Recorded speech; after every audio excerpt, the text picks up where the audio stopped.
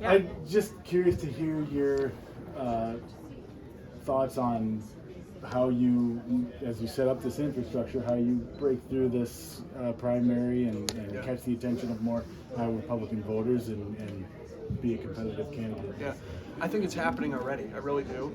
I think that, we had some great national media with a couple podcasts we're on. That really helped. That was actually far more help than I thought it would be, getting that message out. But the message that we're sharing, the 4 points that I've mentioned about keeping our kids in Iowa, saving the family farm, making education number one, and saving and stopping the cancer crisis, it's resonating around the state. But it's not enough just to talk about these messages at town halls. We also need to make sure we're competing in radio and TV and mail. We're planning to do exactly that. So we are having a grassroots campaign, and as I mentioned, we're having 70, 80, 90, 100 plus people show up at our town halls now because they're hearing this message about putting Iowa first. And so we're going to be doing everything we need to do to be competitive, including going up on air and in advertising. How far off are you from that? I don't think we're very far. I won't give away the secrets, but it should be pretty soon. There's some logistical things you need to take care of there too, but we should be you should be seeing it soon. You've got a digital ad up already? Yeah. Okay, I've Yeah, we seen have- that. But so right- so you're talking about TV? Well, that'll be coming up soon. So we Okay. already have some digital ads running. A couple ads about defending our land, like the tour we're on right now, as well as me being an outsider, somebody who hasn't ran for office before, and some of the battles I'm taking on, especially battles that politicians on both sides have been ignoring for a very long time, while special interests, big corporations, and lobbyists have a lot of control. There was a Republican candidate run for statewide office and not bash Republicans who've been in charge for a long time, right? Like you're pushing sort of some change messages. It seems like you have to thread a needle in a primary. I think personally, I'm just focused on trying to tell the truth about the issues I see Iowans facing. And I didn't run a poll to see what issues I should run on. I knew what was going on because I talked to my friends, family, and neighbors, and I see these things myself. And so, I think that there's good things that the Republicans have done in the legislature. We've kept taxes low. We're trying to control spending. We've protected life. Things like that Republicans should be doing. But then also, I think both parties have taken their eye off the ball on some of these bigger systemic issues. And I call that the uniparty. That politicians on both sides are having undue influence by lobbyists and special interests, and it's causing some of these issues, and it has been causing them for decades. We're looking at a potential primary debate for the GOP party. What's your plans in preparing for that? What do you want Iowans to know if you get on a stage with other candidates? I think the issue I have is making my message condensed and concise enough.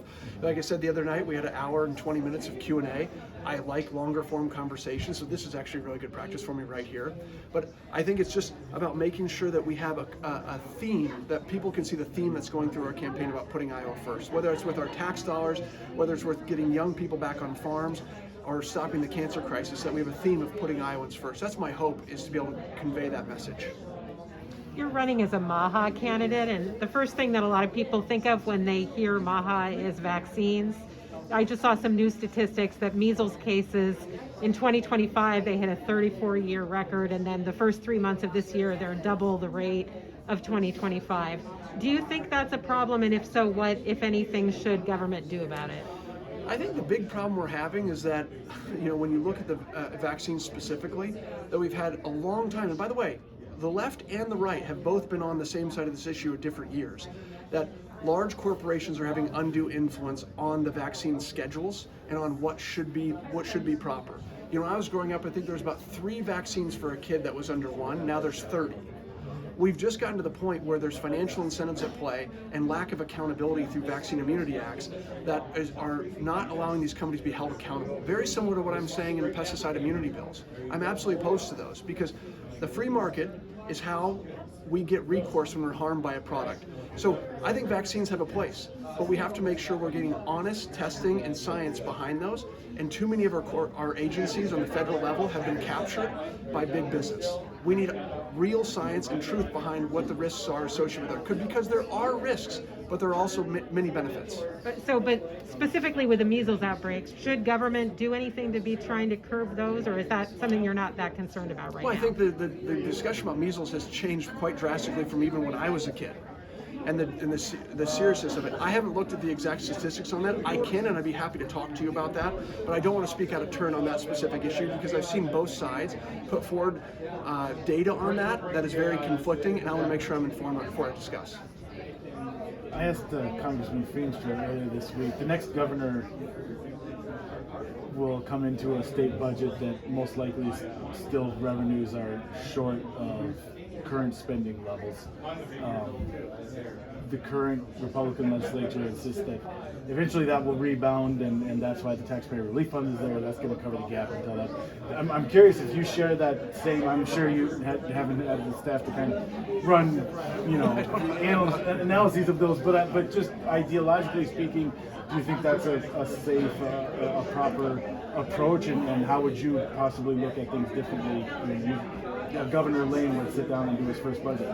Well, first, I would hesitate to say I think there's going to be a big rebound if we're depending on it coming from the agricultural markets. We are approaching a cliff in our agriculture markets as Brazil brings on millions and millions of new acres to compete with our farmers on producing ethanol. I was just talking to a farmer today who had a friend go down and visit there, and he said his words were, "They're going to crush us." They're trying to keep prices low and keep our farmers going season to season, operating loan to operating loan. So if that's what's being depended on from it rebounding, I have great hesitation on that because I want to see that happen. I just think that the powerful interests at play maybe are wanting to keep prices high and our farmers as price takers. The other thing I look at when I'm looking at spending is this. I have called for every government transaction we put on the blockchain publicly with the name of the person who approved the transaction attached to it. Because then we have hundreds of citizen auditors who are finding the waste, fraud, and abuse, which is in our government. We know it's in our government. It will be there if people aren't held accountable. And if a Republican's governor, the Democrats are going to be looking for every instance of it. And if a Democrat's governor, Republicans are looking for every instance of it. We need to have common sense solutions just like that to provide transparency so all of us win. So I would first look at those things. Where are we wasting our money? But you're right. There's more research I need to be doing into exactly what levers we can pull to have spending meet our revenue. If you look logistically, what do you say to those who wanted to see you kind of kick it into this gear earlier? I would say that we did not peak too soon. We are on the ascendancy right now, and I think people are seeing our campaign more and more. And yes, we have just over 60 days left, but those 60 days are going to be very intense. We're going to be all across the state, on TV and media, telling our message, and I think we are hitting stride right now at the right time. So that's where we're going with this. Thanks, everybody. Thank you, guys.